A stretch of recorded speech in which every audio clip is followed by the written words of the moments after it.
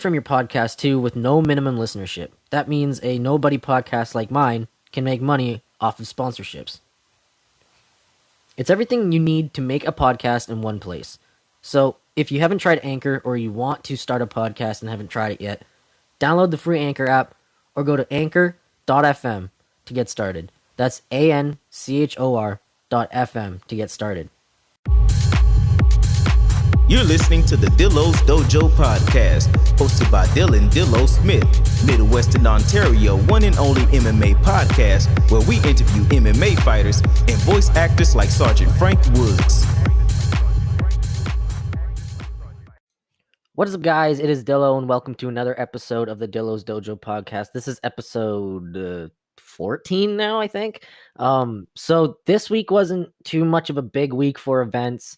And before I begin, I just want to apologize that there was no mini on Wednesday. I did last podcast promise a mini about the history of racism towards Indigenous people in Canada. But I decided personally I was doing a lot this week with work and didn't have time to get around to it. And I wanted to do this right. Essentially, I wanted to do some research on the topic, a lot more research, so I could go in depth with it. Because I was planning maybe it could not be so much of a mini. Anyway, I wanted to just do a lot more research, and I wanted to put that off so it won't be the next mini. There was no mini because of that reason. I was really busy last week, and I decided, it'd be ignorant of me if I went into this half cocked like I did the NSARS situation. So I just decided, fuck it, I'm gonna just do my research and then decide to do a different topic this coming week just to kind of hold you guys over. But I will be doing that Dillo's Dojo mini on Veterans Day or Remembrance Day here in Canada on November 11th, because I will have the time to do it, and I will be doing my research over the weeks and compiling a lot of stuff so I can actually talk about it in depth and actually be right about what I'm talking about. But this coming week's topic will be about those true crime shows and stuff, because I've been watching a lot of those recently, and the murderers do some of the dumbest stuff to get caught. So we'll get into that on Wednesday. But some big things before we get into this week's event. First of all, this week's event was a Halloween event. So last night, Halloween, we got what we wanted for Halloween. I'm not going to get too much into the prelims because there's some other stuff I want to get into, but we did get a nice little showing, and we got a lot of knockouts, TKOs. It was a night of violence. It truly was Halloween in the UFC. But before we get into the prelims of that, I actually wanted to talk about just some stuff going on with Bryce Mitchell, who was in the co-main event of last night. After the fight, he actually, in the post-fight press conference, he made some comments about coronavirus and made some anti-mask remarks that really stirred a lot of people. I'm not going to get into it. I'm not going to get too political about it. My stance is we should be wearing masks just out of courtesy. It's more so not to protect you, it's to protect other people from you if you potentially have it, that type of thing. And really, it's not that much of a inconvenience. So I was a little offended at his remarks, but I won't get too much into them because I don't want to get political. I don't want to make it about that. But he fought a good fight last night, but immediately just turned everyone against him after that fight by making those comments. So I've been seeing a lot of people on MMA Twitter today just kind of getting angry about that and just saying a lot of vitriolic things because they're pro-mask and they're just like me, sick of people being conspiracy theorists and just making a hard time to wear fucking mask. It's not that fucking hard. I get it if you have an autoimmune disease, asthma, something that literally makes your breathing constrictible. So even like this, like a hand over your face makes you, have an asthmatic attack, that type of thing. Cause it's like cutting off a little bit of your oxygen airways or whatever you want to fucking call it. I get that. But if you have literally nothing wrong with you and it's literally just a minor inconvenience, there shouldn't be any reason why you aren't wearing a mask. Just because you think, oh, it's a way that the government's going to control us. No, I just personally think it's stupid if you have nothing wrong with you and you don't want to wear a mask.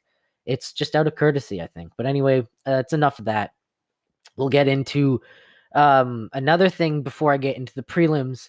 We're going to talk about the Bellator 250 card because, like I said, I wanted to actually get into something else before the prelims. There's going to be a couple things I want to talk about on the prelims. It was knockout after knockout because it was fun, so that's why I wanted to talk about it. But before that, on Thursday, I believe it was Thursday. Correct me if I'm wrong. Post, but I'm pretty sure it was Thursday night. Bellator 250 happened, and it was not a big one in terms of like UFC fights or anything like big names, but for MMA fans, longtime UFC fans, it was a fairly big fight. It was a big showing, a lot of big names on the card for more, hardcore MMA fans, and it was a nice night of fights. I didn't catch all of the fights, but I tuned in close to when the main card started, so it was really nice. I caught quite a few fights, and we'll just get over those fights real quick.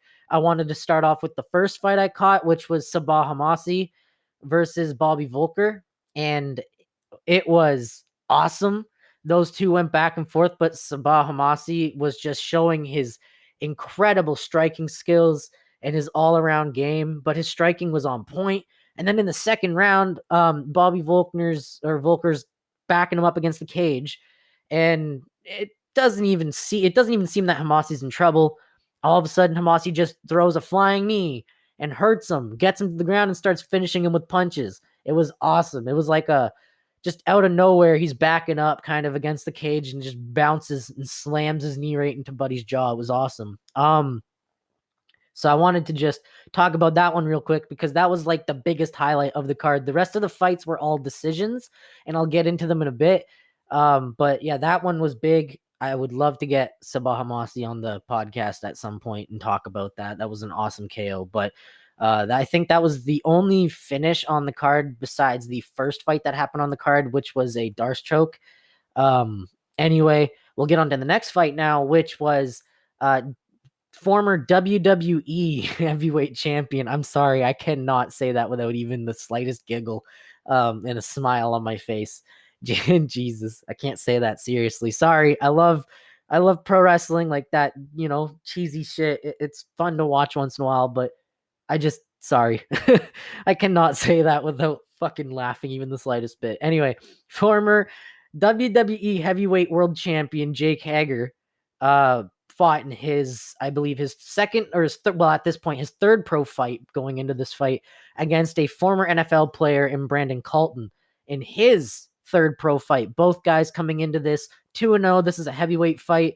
Both guys obviously looking sloppy and, amateur, but hey, probably better than what I could do. But getting into the actual fight, the fight started pretty damn good at the start. They both came out striking.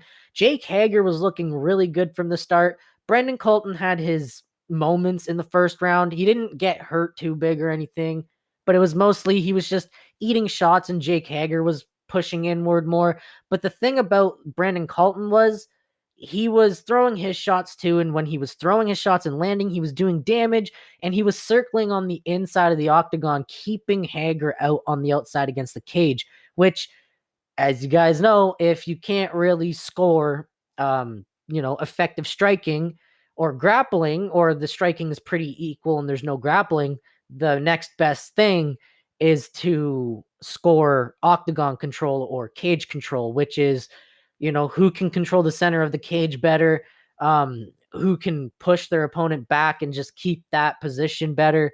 So the first round was kind of wishy-washy. I could see it going either way because Jake Hager had his moments. Like I said, he was kept on the outside by Colton, but he did his moments. He had his moments, and landed some good shots. He even had Colton covering up for a bit, but near the end of the first round, Colton had Hager hurt. And so going into the second round, Colton was looking just a little bit gassed as heavyweights do, and Jake Hager was looking a little hurt trying to get into the game again, and he was starting to gas. So going into the second round, Colton looked like a little bit of the fresher fighter, and he went back doing what he did, like what he was doing the whole fight. Keeping Hager on the outside, throwing his shots every now and then. Every time he landed some shots, he would hurt Hager. Hager was throwing some quick shots, but they were mostly just little jabs and stuff. Just mostly scoring jabs. Every now and then he would hurt Colton with a hook or something, but Colton was throwing the heavy jabs, the heavy hooks that would actually hurt. And he, like I said, he was controlling the whole inside of the cage, keeping Hager on the outside. This was when the grappling started to come in, though. Hager started to use his wrestling, because the thing is, see, a lot of people, a lot of more casual MMA fans who don't like pro wrestling, they'll immediately jump on the UFC is real bandwagon and then start hating on the WWE. But Hager actually has some actual like collegiate, wrestling experience and shit. So he took Colton to the ground. Colton did a good job defending the takedowns for a while throughout the whole. I think the third round, it wasn't until the takedown actually got down, like he finally got a takedown. But the second round, the whole round, it was Colton forcing Hager outside against the cage.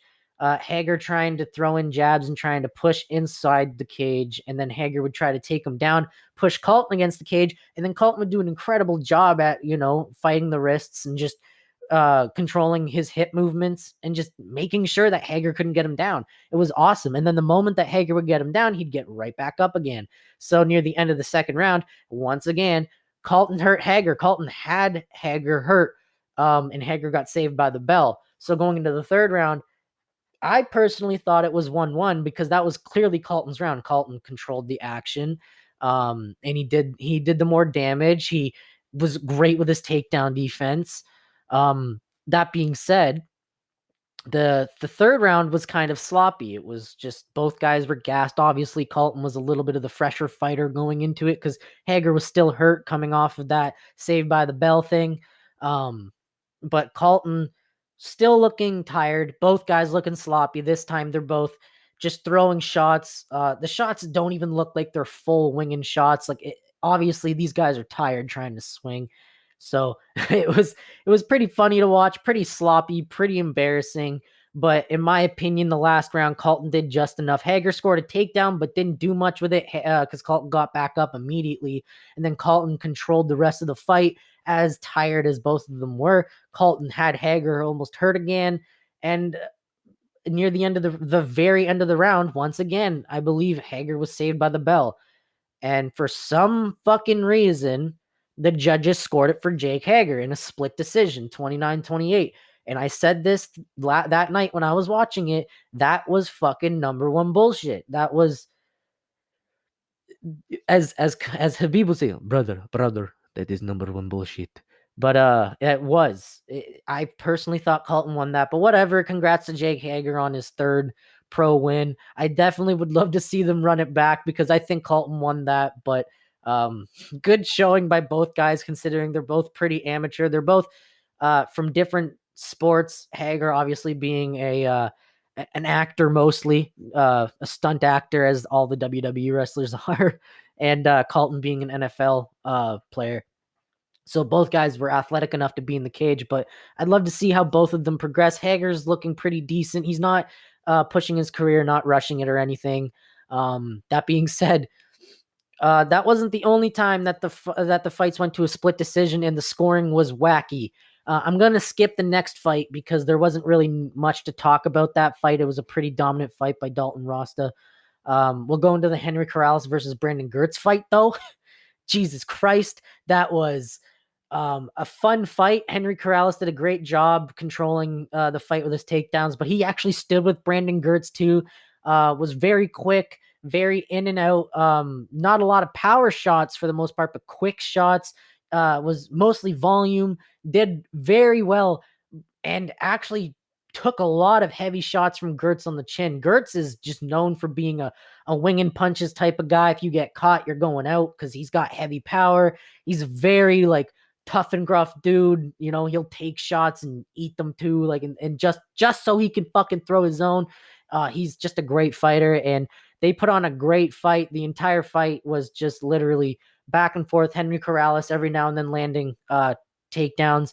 Both guys trying to control the cage, striking, and it was a fun, just back and forth fight. It was exactly what you expected from a Brandon Girtz fight, and Henry Corrales definitely needed to show that he's not just, a one-bit fighter. He just come off of a loss against Juan Archuleta, where Juan Archuleta really didn't do much. Henry Corrales couldn't really showcase his striking like he did here with Brandon Girtz. Juan Archuleta just kind of hugged him and took him down and costed to a decision for that one. But yeah, no, that fight was probably the funnest fight on the card for Bellator 250, despite how decent of a card it was.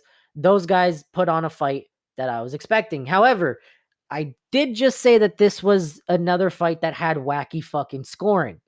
For some reason, the judges at the Mohegan Sun decided that two guys scored it 30-27 for Henry Corrales. Understandable. I could see why it was 30-27, maybe 29-28. But you'd expect it because it's a split decision that maybe 29-28 for Brandon Girtz. Nope. It was 30-27 for Brandon Girtz. Somebody actually thought Brandon Girtz handily won all 3 rounds, which, no, I'm pretty sure he clearly lost the first round. Second round was pretty close, and third round was pretty close. So if anything, I could see, because you could argue the second and third round for Henry Corrales, that it could be 30-27, but no, Brandon Girtz clearly lost the first round. He started really picking up in the second and third round, though. I was awe. Like, I was in awe. I was in awe when I read those fucking results. I was like, okay, I don't know what's up with the judges, but I hope this doesn't affect the next fight, which was the actual main event, which was former UFC fighter Gegard Mousasi and also former Bellator middleweight champion before he lost to Rafael Carvalho Jr. No, Rafael Lovato Jr. Sorry.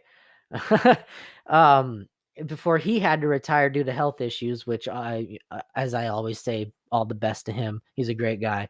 But yeah, Gegard Mousasi is the former Bellator middleweight champion. He's a former UFC fighter. Actually had an amazing run in the UFC before he left. Didn't leave because he was a washed up fighter or anything. Just couldn't come to terms with the UFC on his contract because he wanted to get paid more since he was on a winning streak. And this guy has over almost 50 fights on his record. He's got like 30 something, 40 something wins.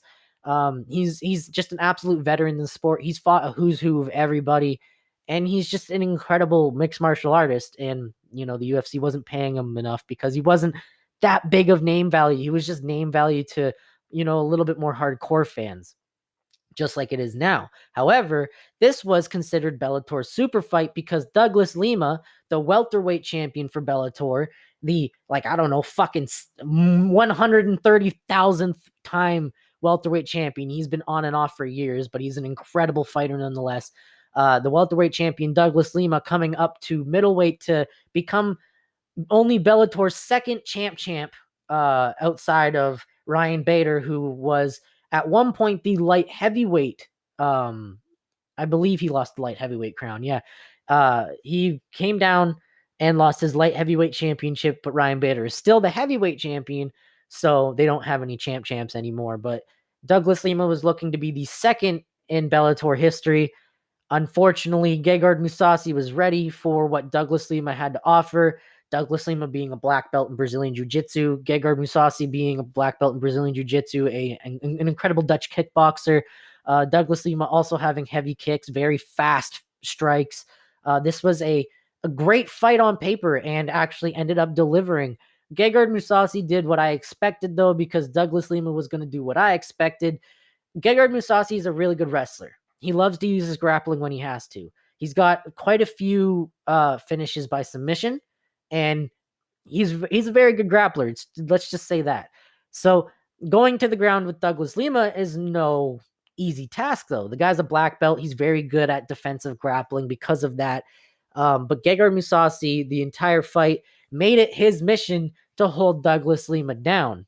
And he did an incredible job at doing that, which won him the fight. However, I didn't want to discount Douglas Lima's performance because he did an incredible job. He hit Mousasi with some good punches that backed Mousasi up. He hit him with some leg kicks that clearly hurt Mousasi and forced some of the takedowns. Lima did really good on the ground too by switching positions. He reversed it a couple times, did very well at keeping himself standing a couple times over as well. It was just Gegard Mousasi's night. He was the bigger, stronger fighter. Despite Lima's frame looking pretty perfect for middleweight, I think he could go up and actually have a chance at middleweight. He gave Gegard a fucking run for his money. So, but I wanted to talk about that fight because I love Gegard Mousasi. I'm happy to see him be a world champion again. But Douglas Lima, I also love. He's an incredible fighter. He's been a Bellator mainstay for so many years. His brother Thiego Lima is in the UFC. Personally, I believe Thiego is the lesser of the two Limas. Some people would argue with me on that one, but I feel Douglas Lima is just the more talented one. But Douglas Lima, great fighter, great performance against Gegard Mousasi. Gave Gegard one of his hardest fights in Bellator yet, other than obviously Lovato, who beat him. It was just a great fight altogether. And great card from Bellator. Not a lot of household names for casuals, but for, the more hardcore guys, it was a great fight for the Bellator fans. Great fight card for that. Some great finishes, great hard-fought fights. But that brings us into some of the prelims for the UFC this weekend's event, which was the Halloween event, Silva versus Hall. So we'll just get into those real quick. It started off actually pretty fucking quickly with Miles John and Kevin Natividad. I just gotta say, it was fun. It was fun to watch.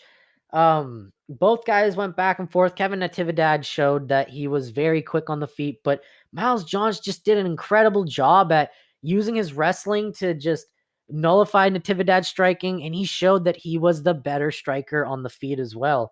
And ended up kind of just, I don't know, he fuck, how do I put this? He did an incredible job at just pressuring Kevin Natividad, pushing him against the cage and constantly making him move, making him stick and move. That being said, fucking if I remember correctly, ended up being a nasty ass head kick, because in the third round, like I said, the entire fight, he just showed that he was the better striker altogether, compared to the two. And he forgot, Natividad forgot that Miles Johns has some heavy kicks too. And Miles Johns is mostly using his hands throughout the whole fight, wasn't throwing any high kicks. So he was just I could feel he was setting it up for this. So he had Natividad up against the fence, was throwing some strikes, hurt Natividad with the strikes. Natividad started to run to Miles Johns' left and just seemingly fluently threw a left high kick and landed square in Natividad's face, knocked him out. It was a great start to the card.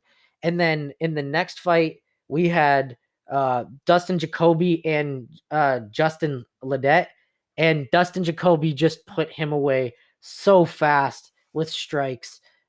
And if that wasn't enough, we had Cole Williams versus Jason Witz, and I wanted Jason Witt to win because Cole Williams missed weight by 5 pounds, and it was a fun fight. Both guys went back and forth, but Jason Witt submitted Cole Williams and just kept it going with the nice finishes for Halloween night. And then we got brought to the middleweight division. It was Sean Strickland versus Jack Marshman. Jack Marshman, a UFC mainstay for quite a while now. Sean Strickland hadn't fought since 2018, however, because he had a motorcycle accident that almost was life-threatening, but ended up just being somewhat career-threatening. But he ended up recovering from it and had an incredible showing against Jack Marshman last night. He was just walking Jack Marshman down. Jack Marshman had no solution for what Sean Strickland was throwing. He was just throwing incredible strikes, hurting Jack Marshman, controlling the octagon the whole time. And the best part about it was he was clearly feeling himself. His first fight back in 2 years, no ring rust, First fight back off of a 2-year fucking healing because he got into a severe accident. And this guy's commentating his own fight mid-fight. He's fucking talking all this shit and stuff, telling the fucking commentators what to say.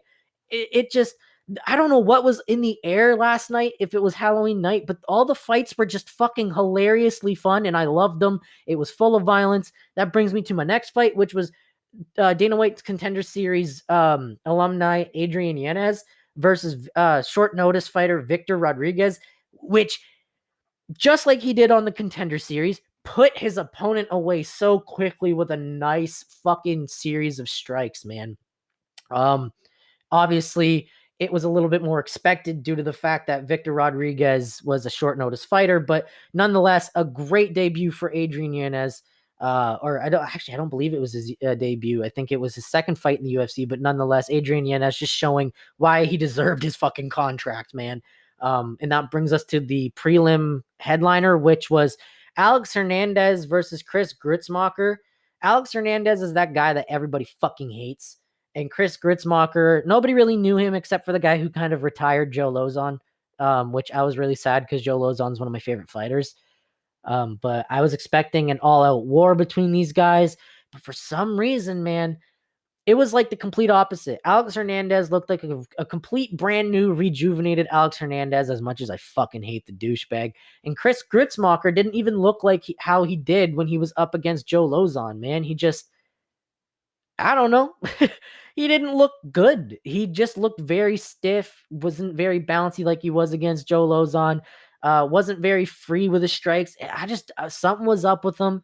And Alex Hernandez ended up being the winner by like a very vicious combo that stiffened Gritzmaker up. Like 4 punches landed before Gritzmaker just fell to the ground. There was no follow-up shots needed. Like, you could have said, oh, it was by TKO, but no, that fucking combo knocked Gritzmaker out. Alex Hernandez looked like a completely rejuvenated fighter in there. He looked a lot more comfortable, a lot more mature, looked really incredible. That being said, I still don't like Alexander Hernandez. Fuck him. Just kidding. He just needs to lose the fucking douchey act, and I think everybody would like him again, because that's the thing. He was way too confident in himself, and then in like 3 fights in a row, he got dude's nutsacks dragged all over his douchey ass face. So, it was a little sour to just kind of, see him win like that, but I can't discount that. It was a very nice combo. It was like a nice 1, 2, 3, 4. It was like a left hook, right hook, right hook, uppercut, or something like that. Or a left hook, left hook, and then a right uppercut, or maybe it was a right hook, left uppercut. But either way, it was a 4-punch combo that was like that, and it stiffened up Gritzmaker. Definitely a good finish for Alex Hernandez. Like I said, something was in the fucking water last night over in Vegas. It was Halloween night for sure. It was a great night of violence. The prelims alone were just all finishes except for that one fight, that Sean Strickland, Jack Marshman fight, which in turn, even though it went to decision and it was the only fight to go to decision, it ended up being one of the funnest fights on the card so far at that point, because both guys were going back and forth. Sean Strickland was just throwing heavy shots and hurting Jack Marshman, and all the same, just hyping it up by just, like I said, commentating his own fight. It was fucking awesome to see. Another guy I'd love to get on the podcast, because he's had an incredible journey so far, honestly. But yeah, no, that was a fun fight to watch last night. The prelims, like I said, I don't usually say this for fight nights. This is something more I save for pay-per-view prelims, because they're usually the best. I said it about 254's prelims last week because they definitely delivered. But if you're one of those fans that wants to see violence and finishes, you missed out on this prelims, because they were everywhere. Not a single fight except for that one fight I talked about went to decision. It was all finishes. Only one submission on the fucking prelims. The rest of them were KOs. It was fun.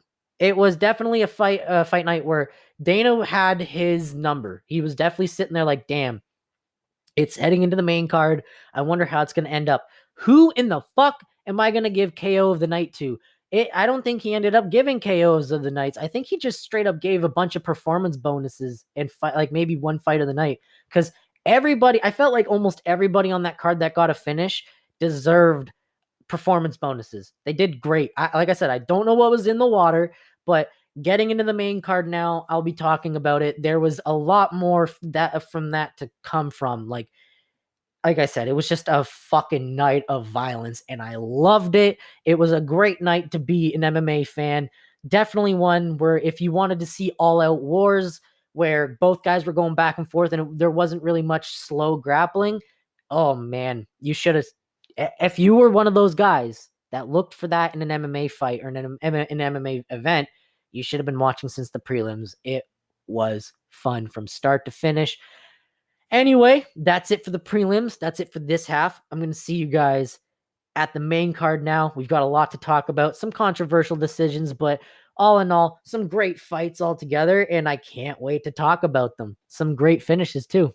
I'll see you then. All right, so let's talk about the Halloween event that just happened last night. So first of all, happy late Halloween to everybody. I hope everybody had a safe and happy Halloween. Of course, I don't think many people could do much considering the whole COVID-19 outbreak, but just wanted to wish everyone a happy and safe Halloween, even though it's like November 1st now as I'm recording this. Anyway, just wanted to get that out of the way. So yes, the main card delivered, and it was the Halloween event. The prelims delivered more so to Halloween than than the main card did, but without further ado, let's get into the main card, starting with a lightweight bout between Bobby Green and Thiego Moises. And Bobby Green's been on quite the tear lately. He's had 3 fights in 2020 before this one. He was 3-0, and all 3 of those fights he won. So he wanted to become the first fighter in 2020 to have 4 wins in 2020, considering the year. There's been quite a few fighters that have actually had that table. I believe they showed on the broadcast last night. There was like at least 5 or 6 fighters that were 3-0 currently in 2020. A few that have had 4 fights in the UFC in 2020, but are like 3-1, something like that. And Bobby Green was looking to do that, but Thiego Moises has been on a tear as well. And he's a very accomplished grappler on the ground, but he's also a very incredible striker. And that's the thing. He showed that last night. This fight was something that everybody was going to be expecting, a tactical striking affair. But a lot of people expected Thiego Moises to take it to the ground and try to finish it by submission, considering that's exactly what he did against Michael Johnson in his last time out. He was getting mollywopped in the first round, essentially. And he went back to his corner, and he even said to his corner, he's like, all right, no, that's enough. I can't do this anymore. I got to take this guy down and finish this. And that's exactly what he did going into the second round. He took Michael Johnson down, finished him by submission, which got him into this situation. But Bobby Green ain't no slouch. Bobby Green's a very accomplished wrestler, very good on the ground. But his strength lately has been his striking. His last 3 fights, he's battled his way to decisions using his striking, scored knockouts. He's been showing that his striking is a strong suit. But Bobby Green is a veteran in the UFC as well. He's been in the UFC for at least quite a few years. He's been a lightweight mainstay. Thiego Moises isn't new to the UFC either, but these 2 guys were star-crossed to clash at some point. And we got what we expected. It was a great fight. So starting off, they came out, and like I said, you would have expected Thiego Moises to want to take it to the ground, but he was the one who actually started initiating the striking exchanges to start off. Now, Bobby Green would score more strikes, even though Thiego would be the one that initiates the exchange. It would be like 1 jab to Bobby Green's like 3 or 4 strikes. Like he would throw a combo, hit like 1 or 2 of them as he's backing away, and it would hurt Thiego Moises. He did hurt Thiego Moises, but it was a very close fight, very back and forth. All facets of MMA were used, and it was awesome. At some point in the first round, he had Bobby Green in a submission, I believe. He was trying to get Bobby Green in an armbar. Surprisingly, Bobby Green was the one who initiated the ground game. I was very surprised with that going into this because, like I said, Thiego Moises is the more accomplished grappler. He's known for finishing by submission.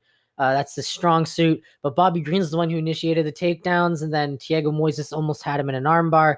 But it was pretty easy for Bobby Green to get out. And then as they were grappling some more, I think they got up, and Thiego Moises scrambled.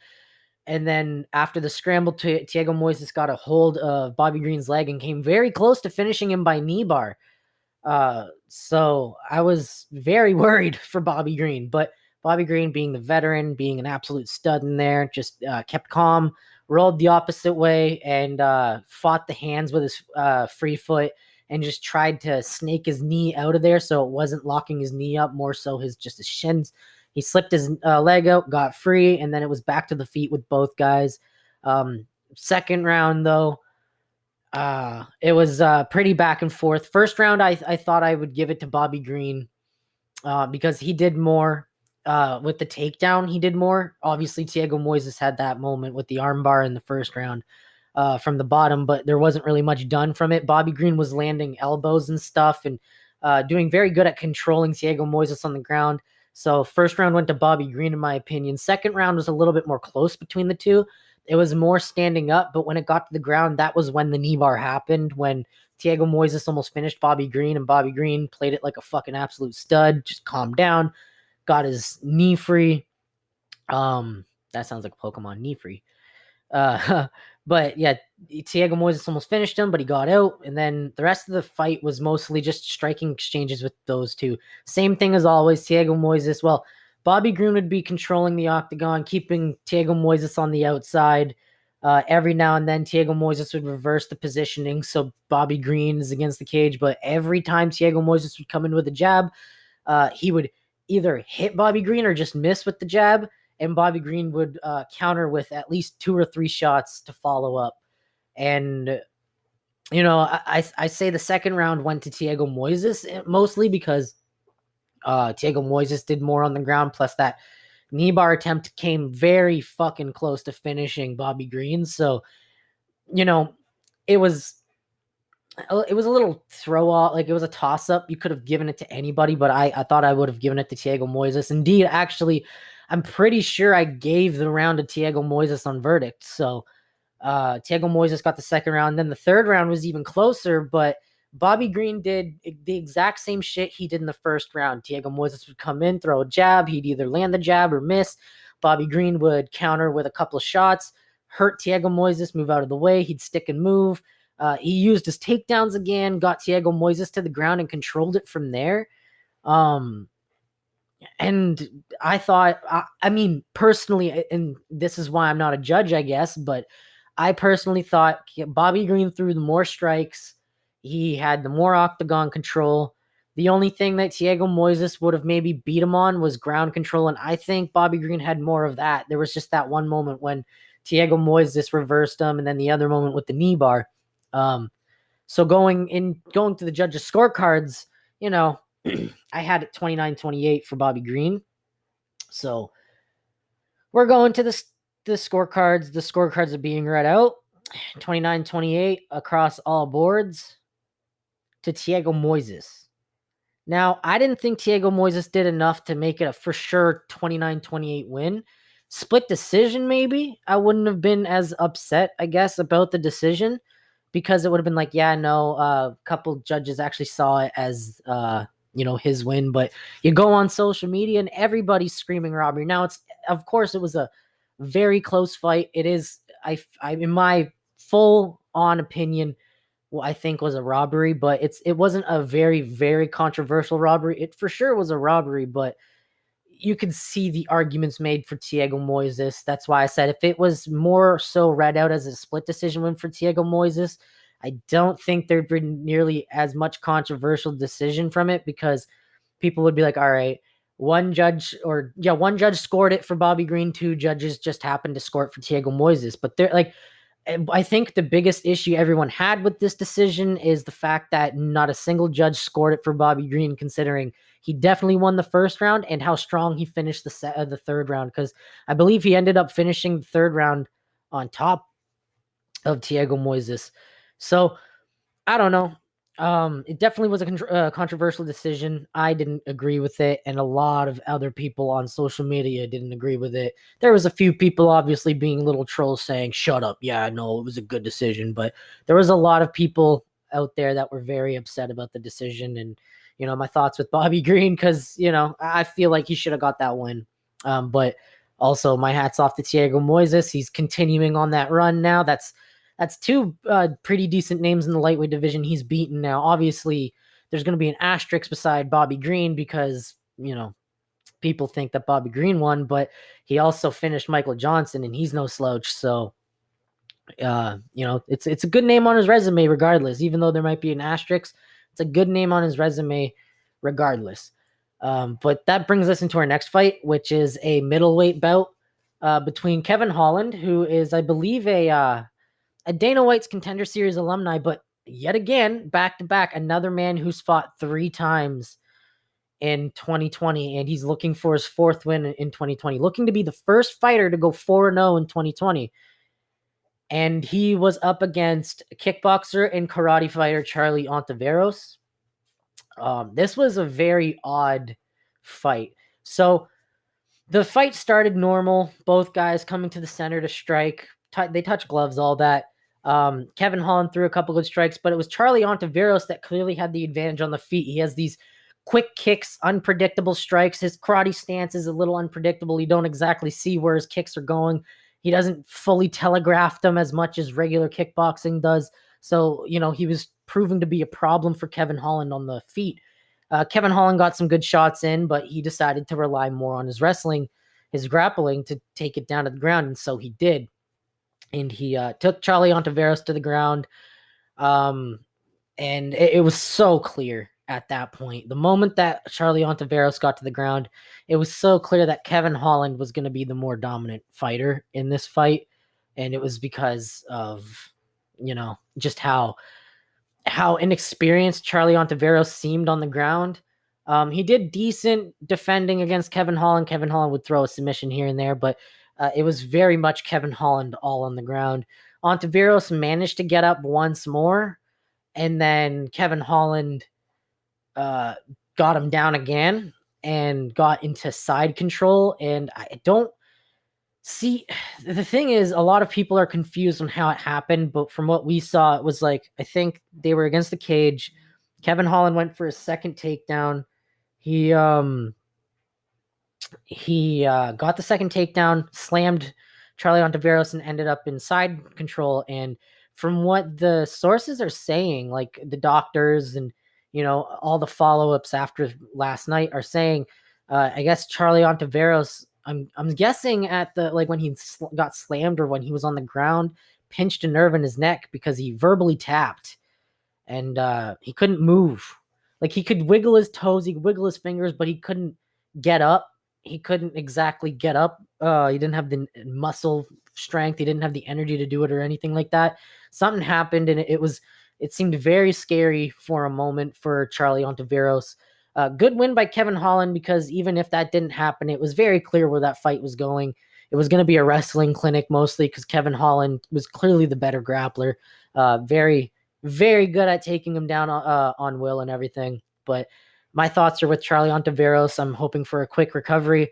Like I said, all I heard was it was a pinched nerve in the neck. He was able to move all of his extremities. So, that's good news for the most part. But we'll see where Charlie Ontiveros goes from here. Just that was an unfortunate end to the fight, in my opinion. It's a part of the sport. It happens all the time. Injuries happen all the time.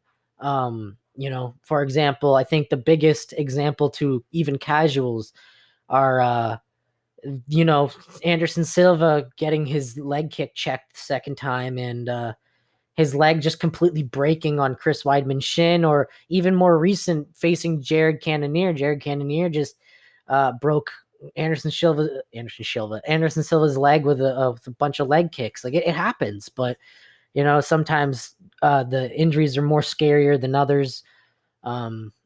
But yeah, all my best to Charlie Ontiveros. I hope he has a good and speedy recovery. I hope to see him back soon. And good on Kevin Holland. Like I said, it was an unfortunate win for Kevin Holland. That's not how you want to get the win, but he was pretty much on the path to a victory that night anyway. So good on him. He's now 4-0 in 2020, and I can't wait to see who he's up against next. The funny thing is after his fight, Israel Adesanya was there. Yes, the middleweight champ Israel Adesanya was there just to watch the fights because he's in Vegas for Contender Series, which is happening Tuesday night or Wednesday night, something like that, which I will be covering in next week's episode. Probably be, obviously the first half like it always is. But he was there, and Kevin Holland was calling him out and taunting him with like the craziest eyes ever and just talking all this shit. He wants to fight Israel Adesanya. Now, I don't think Kevin Holland's ever going to get that fight unless he, beats a few top guys. But, I think it was just a spur of the moment thing. But pretty interesting that Kevin Holland decided to take that route after the fight. Anyway, good win to him. All my best to Charlie Ontiveros. We're going to get to the next fight now, which is a heavyweight bout. The big boys are stepping into the cage. It is Maurice Green versus, oh boy, ashamed woman beater Greg Hardy. Greg Hardy, as you guys don't know, was a former NFL player. I believe, I could be wrong, but I'm thinking like the Detroit Lions or something like that. He's mostly known in his career for beating his girlfriend and getting charged for it or whatever and all that shit. That's how he lost his position in the NFL. Well, ever since he left the NFL, I guess he's becoming athletic and he started an MMA career. He's fought a couple times in the UFC. He's gotten, I believe, 1 or 2 wins. A couple of more fights happened. He's gotten 1 loss against Alexander Volkov. 1 fight ended due to a no contest because after the fight, the Nevada Athletic or whatever state commission was like, oh, he used an inhaler and that's performance enhancing. So they overturned it to a no contest. And then there was another one where he landed an illegal knee and got a DQ. So that's his second loss. And let's just say he hasn't really had the best UFC run. He's been a very controversial figure since the beginning of his UFC run. But I mean, I guess it brings asses to the seats, eyes to the TV. But anyway, a lot of people were on Maurice Green to win this fight.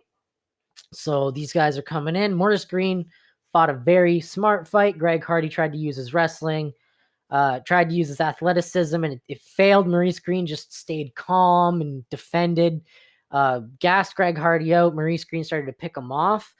Had Greg Hardy hurt at one point near the end of the round. He almost had Greg Hardy finished, but the bell rang, and then it was clear that Greg Hardy was a little hurt coming into the second round, but started to recover as Maurice Green took his time, and then Greg Hardy started to kind of close the distance and start throwing some really heavy strikes. Here's the thing. I don't like Greg Hardy, but the guy has got fists of fucking steel. The moment he lands on your chin, you're going down. It's like a little mini wife-beaten Francis Ngannou out there. He's got power in his hands and he knows how to use it. His athleticism helps him use it. So he just managed to catch Maurice Green against the cage, closing in the pocket. He landed an uppercut that just dropped Maurice Green. It started with a nice hook that hurt Maurice Green, and then Greg Hardy kind of swarmed in, chose his shots, landed a uppercut coming in on the coming in as they were like closing the distance against the cage, and then dropped Maurice Green, and that was it, man. But Maurice Green was upset because, if you see the way he dropped, he looked out cold, but Maurice Green was very upset with the stoppage. He didn't want the fight to end. I think it's because he felt he had Greg Hardy's number, and then Greg Hardy catches him with that shot, and he's out, right? So it happens, though, especially in the heavyweight division, man. That's the biggest thing is the heavyweight division. That shit happens a lot in the heavyweight division. But anyway, Greg Hardy ends up finishing Maurice Green via round 2 KO or TKO as kind of expected. I thought Maurice Green was going to win, but, that's expected to happen with Greg Hardy. He's very good with his punches. Like I said, he's good grappling because he's learning, but his strength seems to be his hands because he just seems to rely on his one punch knockout power and stuff. But that's it for the heavyweight belt. We're going into the co-main event now, which is a featherweight belt between our favorite anti-masker Bryce Mitchell and Andre with the creepiest fucking nickname ever, Touchy Feely. Yes, his last name's Feely and his middle fucking nickname is Touchy. Yeah, Touchy Feely, folks. Anyway, I like Andre Feely though. But anyway, this was slated to be fight of the night because Bryce Mitchell is known to be a crazy motherfucker. He's great at submissions. He'll try anything. He's just one of those crazy redneck boys. Andre Feely is known more for his striking, and he's really good at grappling, really good with submissions, but he's got really good kickboxing, really dynamic strikes. And this was slated to be an incredible bout. It was supposed to be a fireworks bout. We were expecting a lot from this fight. Unfortunately, Bryce Mitchell had other plans. Andre Feely came out really strong, showed that he was the faster striker, clearly. Obviously, Bryce Mitchell had his moments on the feet, but Andre Feely showed that he was the faster striker. He was the better striker. Bryce Mitchell had to use his wrestling. And so he did. He used his wrestling, and Andre Feely tried to defend with his jiu-jitsu. And he even got Bryce Mitchell in a submission at one point. But Bryce Mitchell had different plans for this fight and just continued to control the ground and just keep him on the ground, land some nice elbows that landed. The thing is, Bryce Mitchell made it a hug and pray fight, but he did throw some shots, some nice little elbows, some nice little punches from top mount, from side control. But that was pretty much the story of the fight from round one. Round two was pretty much the same. It started off Andre Feely on the top, on the feet, and they would start striking. Then Bryce Mitchell would take him down again and control him on the ground. But the thing is, at one point, and I believe it was in the second round, Andre Feely actually, because like I said, Andre Feely's no fucking slouch on the ground. He reversed it and almost had Bryce Mitchell's back, but Bryce Mitchell, also a squirrely motherfucker on the ground, decided that he wasn't going to have it and immediately churned, and the two just scrambled out of the exchange and then went back to fighting, and then Bryce Mitchell took him down again. And that's the thing. It was not fight of the night. Wasn't a super fun fight, not a lot of striking, but the grappling exchanges for the most part were fun. There was a few times where Bryce Mitchell, didn't do much on the ground, but most of the fight was them on the ground with Andre Feely trying to get up and doing all these crazy scrambles, and Bryce Mitchell doing everything he can to keep it down, submissions being thrown up here and there and everywhere. And it was just a nice little fight. But Bryce Mitchell just ended up being the better guy by a unanimous decision. I believe it was like a 29-28 all around the boards unanimous decision. And it was a good fight for Bryce Mitchell. He fought a very smart fight. I mean, despite Andre Feely being dangerous on the ground, Bryce Mitchell fought a very smart fight. He clearly had a game plan in mind. He saw how dangerous that Andre Feely is on the ground, and he decided, no, I'm not going to stand with him. I'll stand with him to set up my takedowns because, that's probably one of the best ways to do that, but not happening. So he just fought a very smart fight, and I'll give him that. But like I said earlier in the podcast, those anti-mask remarks kind of took the shine away from him. That and his camo shorts. But anyway, congrats to Bryce Mitchell. You're a fucking idiot, but congrats to you. You're a great fighter. Andre Feely, you'll be back because you're also an incredible fighter, and I can't wait to see you. The way Bryce Mitchell fought makes me think that he's going to be on the list of a lot of elite featherweights to be like, yeah, that's an easy guy. And if I have that name on my resume, then I'm going to be able to stay in this division, that type of thing. So I'm expecting Bryce Mitchell to be up against some top guys soon in the featherweight division. He's been showing himself recently. Anyway, that's it for the featherweight co-main. We are now at our main event of the evening. The legend, the man, the myth, the spider, Anderson Silva versus Uriah Hall, the man with the scariest knockout in Ultimate Fighter history. Man literally kicked a man in the face, and the man was going on the fucking ground, and it was horrifying. This man's got power. but so does Anderson Silva. Everybody knows Anderson Silva. He is one of the most well-known UFC fighters out there. Way before the Conor McGregor era, there was Chuck Liddell. And then after that, to bring in this new era in between where GSP was, there was Anderson Silva doing all these flashy knockouts, doing all these crazy taunty things. He is the fucking legend, the man that everybody looks up to. And Uriah Hall got that chance tonight or last night to go against Anderson Silva. And I have to say, man, this was supposed to be Anderson Silva's last MMA fight, but he told Michael Bisping after the fight that this may only be his last UFC fight, but he may have MMA fights in the future.